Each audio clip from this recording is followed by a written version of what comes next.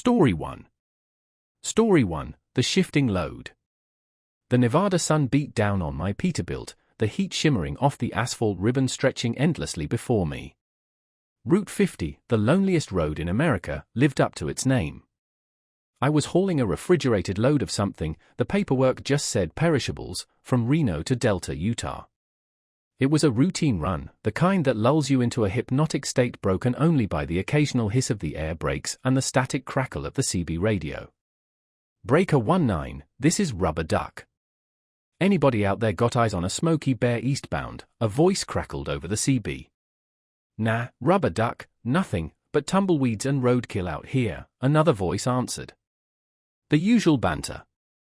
I chuckled, adjusting my mirrored shades. That was before the itching started. It began subtly, a tickle under my left arm, easily dismissed as sweat. But it intensified, spreading across my chest, down my leg. It became an incessant, maddening crawl, like insects burrowing beneath my skin. I pulled over at the next rest stop, a desolate patch of asphalt with a crumbling picnic table and a single, flickering fluorescent light in the restroom. I ripped open my shirt, expecting to find a swarm of ants or spiders, but my skin was clear, smooth. Except, it wasn't quite right. It felt loose, somehow. Too big. Everything all right there, friend? A voice startled me. An older trucker, his face etched with wrinkles like a road map, stood by the restroom door, a thermos in his hand. Yeah, just itchy, I managed, pulling my shirt back on, embarrassed. He nodded slowly. Long haul can do that to YA. Mind if I join YA? I shrugged, still feeling the crawling sensation. He sat across from me, the thermos clinking against the table. Name's Earl, he said, extending a hand. His grip was surprisingly strong. Mike, I replied, shaking his hand.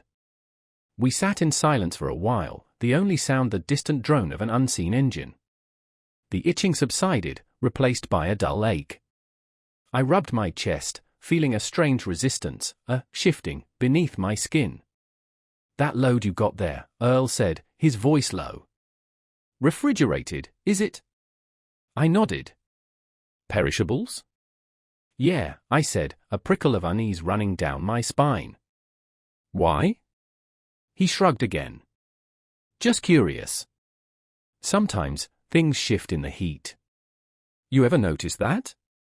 His words seemed to hang in the air, heavy and ominous. I glanced back at my trailer, the refrigerated unit humming steadily. Suddenly, I felt a desperate urge to see what was inside. I gotta check something, I mumbled, rising to my feet. Earl watched me, his eyes unblinking. I walked to the back of the trailer, the metal hot to the touch.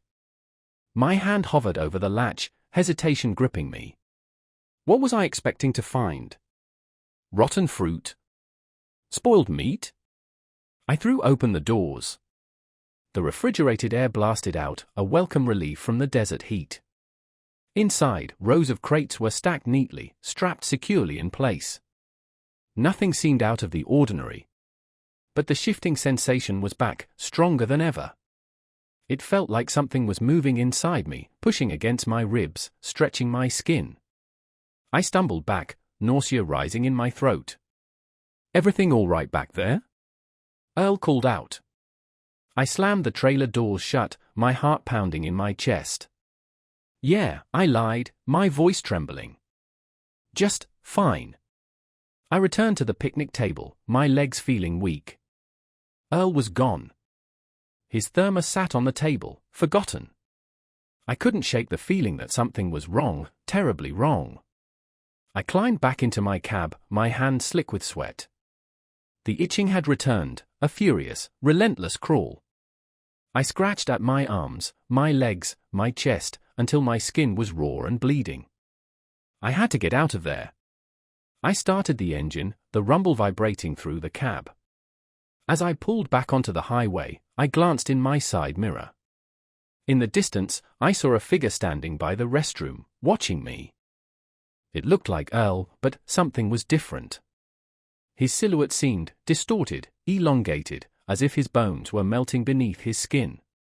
I pressed down on the accelerator, the engine roaring as I sped down the highway, the desolate landscape blurring past. The itching intensified, becoming unbearable. I looked down at my arms, horrified. The skin was rippling, pulsating, as if something was trying to break free from within. I don't know what was in that trailer. I don't know what happened to Earl. All I know is that something shifted inside me that day on the loneliest road, and it's still shifting. I can feel it now, as I write this, a constant, writhing presence beneath my skin. And I know, with a chilling certainty, that it won't be long before it breaks free. Story 2. Story 2, The Weeping Road. The Nevada desert stretched before me, an endless canvas of burnt orange and dusty gray under a merciless sun. Miles blurred into more miles, marked only by the rhythmic thrum of my Kenworth's engine and the occasional tumbleweed skittering across the asphalt. I'd been hauling for 15 years, seen my share of lonely stretches, but this run to Ely felt different. Heavier. Radio chatter crackled, a welcome distraction, but even the usual trucker banter about bad coffee and worse weather couldn't dispel the unsettling quiet. It wasn't the absence of sound, but a kind of oppressive stillness, like the air itself was holding its breath.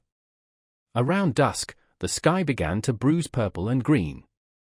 Up ahead, a sign flashed, next service is 50 miles. Relief washed over me.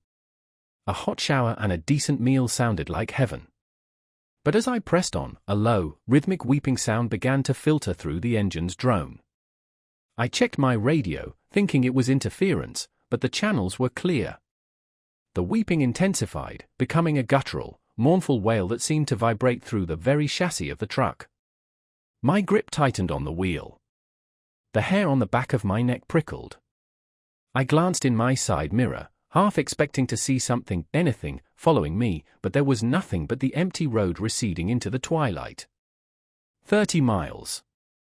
The weeping grew louder, intertwined now with a slithering sound, like something large and heavy dragging itself across the gravel. I cranked the radio, trying to drown it out, but the sound cut through everything. 20 miles. The air grew cold, biting cold, even though the desert heat still radiated from the asphalt. I rolled up the window, my heart hammering against my ribs. The weeping turned into a keening shriek, so close now it felt like it was inside the cab with me. 15 miles. Through the swirling dust kicked up by the wind, I saw it. A hulking silhouette against the setting sun, too large for any truck, too organic. It moved with an unnatural, loping gait, dragging something long and dark behind it. The weeping emanated from it, a chorus of anguish that made my teeth ache. Terror choked me. I slammed my foot on the accelerator, the engine roaring in protest as I pushed the Kenworth to its limit.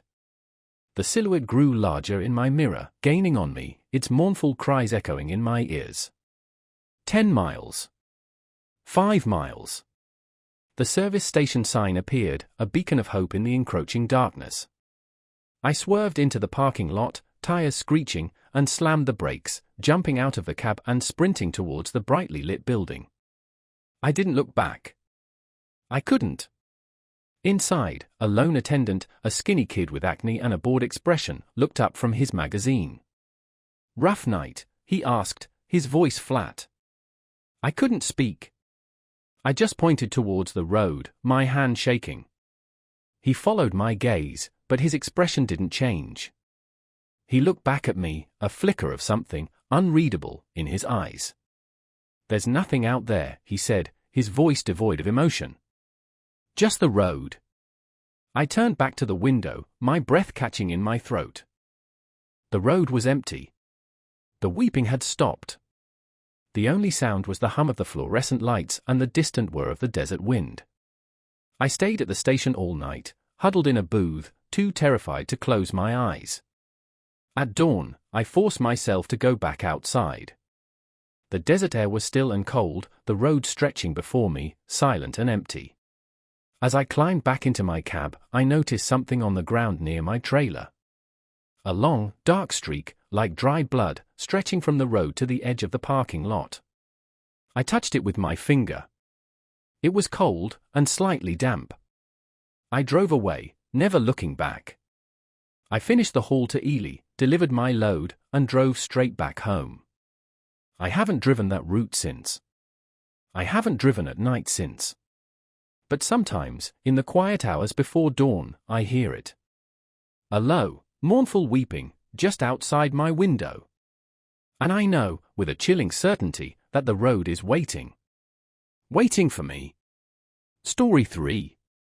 Story 3, The Bleached Bone Mile. The lukewarm coffee sloshed in its styrofoam cup with every rumble of my Peterbilt. Dawn bled across the Nevada desert, painting the distant mountains in hues of bruise purple and sickly yellow. Another haul, another lonely stretch of highway. I was 3 days into a cross-country run, hauling refrigerated goods, and the monotony had settled in like a thick fog. Route 50, they call it the loneliest road in America. They aren't wrong. My CB crackled with static, the only other voices for miles belonging to a couple of truckers hundreds of miles ahead, their conversation fading in and out, a distorted murmur about bad weather and road closures. I keyed the MIC, the Breaker 19, this is Nightcrawler. Anybody else out there closer? Silence. Just static. I sighed, the sound swallowed by the hum of the engine. Just outside Austin, Nevada, I saw it. A roadside diner, a beacon of greasy comfort in the desolate landscape. The sign, faded and peeling, proclaimed it the Desert Rose Diner. My stomach rumbled, agreeing with the idea of a hot meal. I pulled off the highway, the gravel crunching under my tires. Inside, the diner was dim, lit by flickering fluorescent tubes. The air hung heavy with the smell of stale coffee and burnt bacon. A lone waitress, her face etched with lines of weariness, wiped down the counter with a grey rag. She didn't look up. "Coffee," I said, sliding onto a stool. She grunted, pouring a cup without meeting my eyes. The coffee was lukewarm, just like mine had been. I pushed it away. "Got anything hotter?" She finally looked at me, her gaze unnervingly blank. "It's all we got." I ate a tasteless burger, the silence broken only by the clinking of my fork against the plate. A strange discomfort settled over me. The waitress continued to ignore me, her movement slow and deliberate, almost robotic. I glanced out the window. A pickup truck had pulled up beside my rig. 2 men sat inside, watching the diner. They didn't move. I paid and stepped outside, the desert air surprisingly cold. The men in the truck remained motionless, their faces obscured by the shadows of the cab. I climbed into my rig, the unease clinging to me like the desert dust.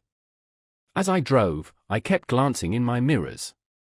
The pickup truck followed, maintaining a constant distance. Mile after mile, it shadowed me, a persistent, silent presence. Night fell. The darkness pressed in, broken only by the headlights of my truck and the ominous glow of the taillights behind me. The radio was dead, only static. I tried the CB again. "Breaker 19, this is Nightcrawler. Anybody out there?" Static. Then, a faint, distorted voice, whispering close to the MIC, "They're watching you." The hair on the back of my neck stood up. I gripped the steering wheel, my knuckles white. The whispering continued, a chilling murmur that seemed to seep from the very fabric of the cab.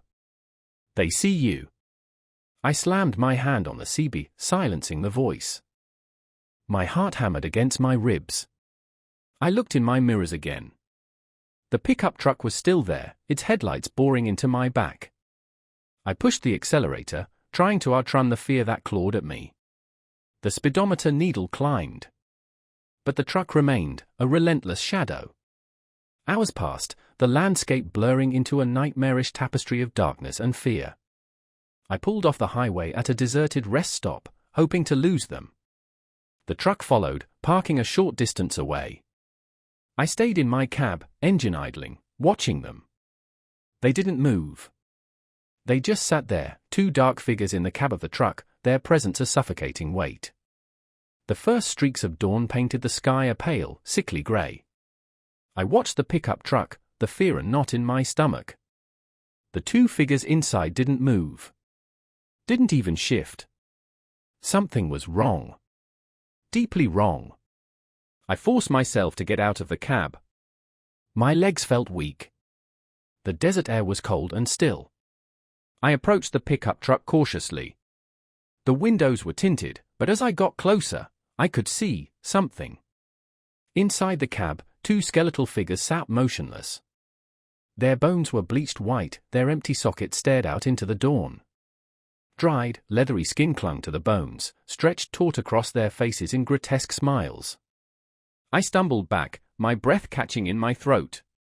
I fumbled for the door of my rig, climbed inside, and slammed it shut, locking it. I hit the starter, the engine roaring to life. I pulled away, leaving the truck and its skeletal occupants behind. I drove for hours, the image of the bleached bones seared into my mind. I didn't stop, didn't look back. The radio remained silent, the CB filled with static. The sun rose higher, painting the desert in harsh, unforgiving light. I looked in my mirrors. Nothing. Just the empty highway stretching behind me. But the feeling remained. The feeling of being watched. And sometimes, when the static on the CB crackles just right, I hear it again. The faint whisper. They see you. I haven't stopped driving since. I don't know if I ever will. I keep scanning my mirrors, expecting to see that pickup truck again, those bleached bone smiles in the rear view. And I wonder, are they still out there? Waiting? Watching? Story 4. Story 4, The Whispering Asphalt. The CB crackled to life, a voice cutting through the monotony of Johnny Cash. Breaker 19, this is Smokey Bear. Got any green stamps for me? Yeah, Smokey, go ahead. My voice felt thick, coated with the dust of 300 miles and too much black coffee. I'd been hauling a load of prefab housing panels from Albuquerque to Reno, a lonely stretch of two-lane blacktop slicing through the Nevada desert. The sun was sinking fast, painting the sky in bruised purples and sickly yellows. Just saw a dog out here, looked lost. Little fella, all white fur. You see him, give him a toot.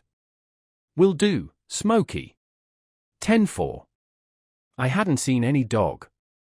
Hell, I hadn't seen anything but tumbleweeds and the occasional raven for the last hour. But truckers looked out for each other, even for stray dogs. About 10 minutes later, I saw it. A small, white shape flitting across the road in the growing darkness. I tapped the horn, a quick, sharp blast. The shape vanished. I dismissed it as a trick of the light. But the feeling that something was wrong started to creep in.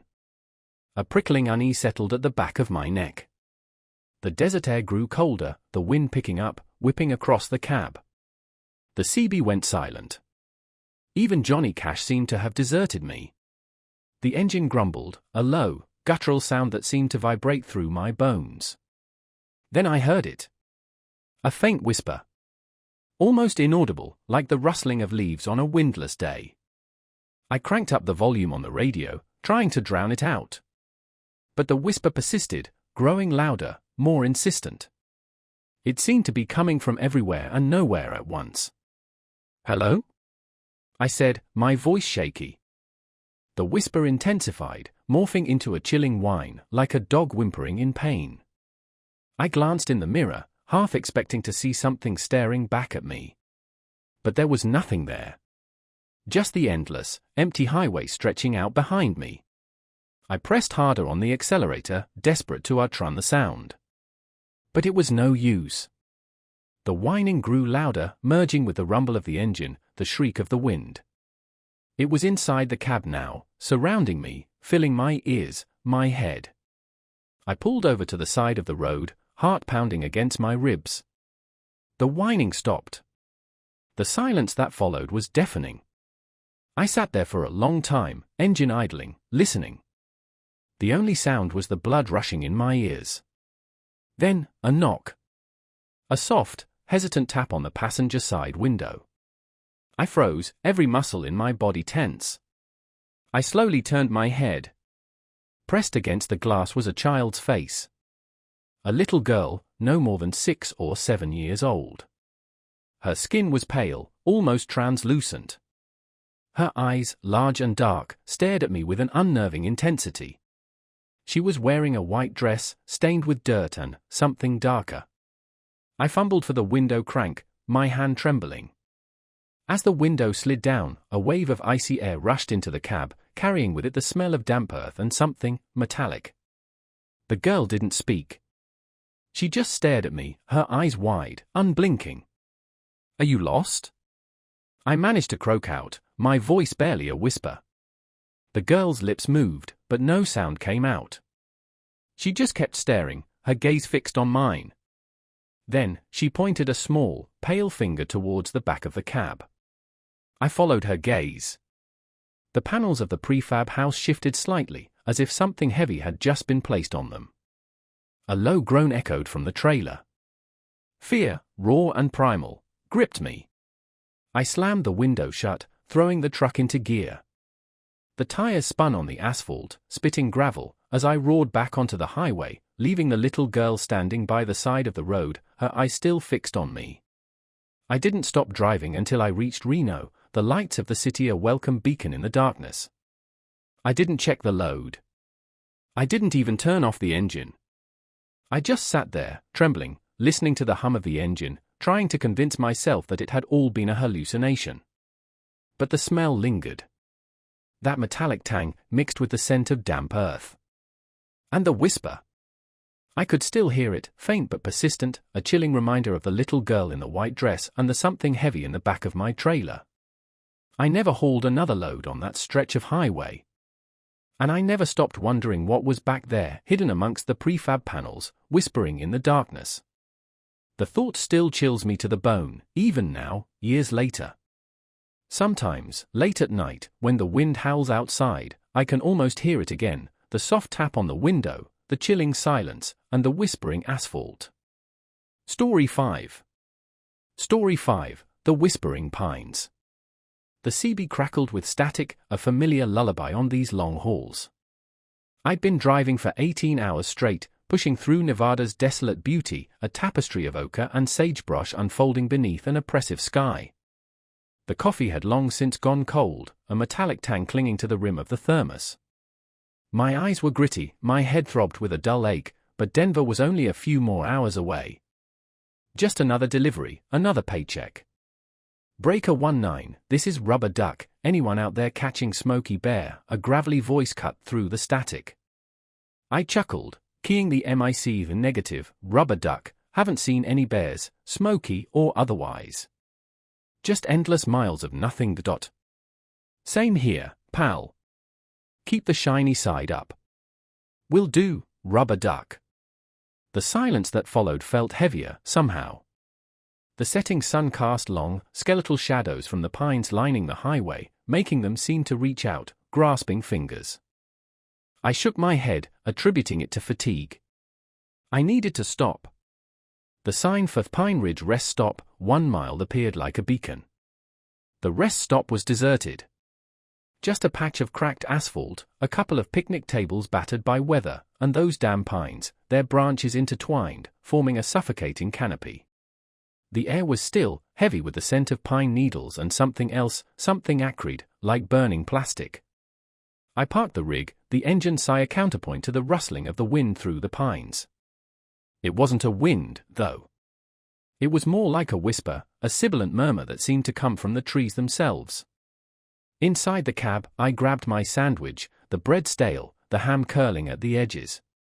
I ate mechanically, my gaze fixed on the darkening woods. The whispering grew louder, punctuated by occasional cracks and pops, like branches snapping underfoot. But there was no one there. I checked my watch. 8:47 p.m. I'd rest for an hour, then push on. I stretched out across the bunk, the cramped space surprisingly comforting. The whispering seemed closer now, right outside the cab. I closed my eyes, trying to ignore it, but the feeling of being watched was overwhelming. A prickling sensation crawled across my skin. I sat up abruptly. Something was wrong. The air inside the cab felt colder, and the whispering had become a low, guttural growl, vibrating through the floorboards. I fumbled for the flashlight, my heart hammering against my ribs. The The cab light flickered, then died, plunging me into darkness. The growl intensified, mixed with a high-pitched whine, like metal grinding against metal. It seemed to be coming from the back of the trailer. I held my breath, straining to hear over the cacophony in my ears. Suddenly, a loud bang echoed from the rear of the rig, followed by the sound of something heavy dragging across the metal floor. My hand trembled as I clicked on the flashlight. The beam danced across the dashboard, illuminating the fear etched on my face. I had to check. I had to see what was making that noise. Gripping the flashlight, I cautiously opened the cab door. The cold night air hit me like a wave, the whispering now a chorus of voices, chanting something I couldn't understand. The acrid smell was stronger, almost suffocating. The ground was littered with pine cones, their scales open, revealing the dark seeds within. They looked like eyes, staring up at me. I took a hesitant step toward the back of the trailer, the flashlight beam cutting through the darkness, revealing the towering pines, their branches swaying rhythmically, as if in a macabre dance. Another bang, louder this time, came from inside the trailer. I stopped, frozen in place, my heart pounding in my chest. The metal sides of the trailer seemed to pulse, as if something large was pushing against them from within. I took a deep breath and continued, each step a monumental effort. The growling and whining intensified, accompanied by the rhythmic thumping of something heavy striking the trailer walls. I reached the rear doors, my hand hovering over the latch. For a moment, everything went silent. The whispering stopped. The growling ceased. Even the wind seemed to hold its breath. The only sound was the frantic beating of my own heart. Then, a low, guttural chuckle echoed from within the trailer, a sound that resonated deep within my bones. It was a sound of amusement, of anticipation, of hunger. I yanked open the doors, the flashlight beam sweeping across the interior. The cargo, neatly stacked pallets of canned goods, was undisturbed. Nothing seemed out of place. But the smell, the acrid smell, was overpowering. And the temperature inside the trailer was significantly colder than the outside air. My breath formed small clouds in front of my face. I swept the beam across the walls, the floor, the ceiling. Nothing. Then, I saw it. Scratched into the metal floor, near the back doors, were 3 deep gouges, each one several inches long and dripping a viscous, black fluid. The fluid pulsed faintly, emitting a faint, sickly sweet odor. I shone the light higher, up to the ceiling. There, etched into the metal, were the same 3 gouges, dripping the same black fluid. But these marks were higher, much higher than anything inside the trailer could have reached. The whispering started again, closer now, right behind me. I spun around, the flashlight beam cutting through the darkness. There was nothing there. Just the pines, their branches swaying in the wind, their whispers growing louder, merging into a single, chilling voice. I slammed the trailer doors shut and ran back to the cab, fumbling with the keys, my hand shaking uncontrollably. The engine roared to life, and I slammed the rig into gear, tires spitting gravel as I sped away from the rest stop, leaving the whispering pines and the source of the terrifying sounds behind. As I drove, the image of the gouges, dripping with black fluid, burned into my mind.